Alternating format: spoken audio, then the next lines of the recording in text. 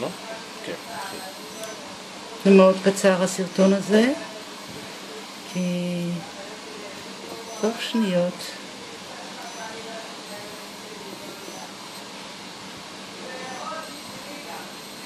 הייתה שומה, וזו השומה.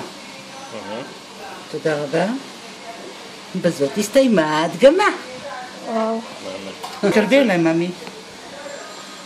תצלם אותה.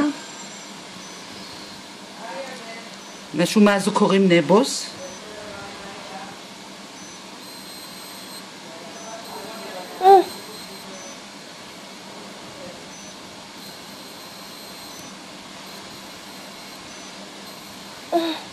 וגם היא זיכרונה לברכה. חשוב מאוד להסיר את השומות האלה. שנייה, יש עוד אחת.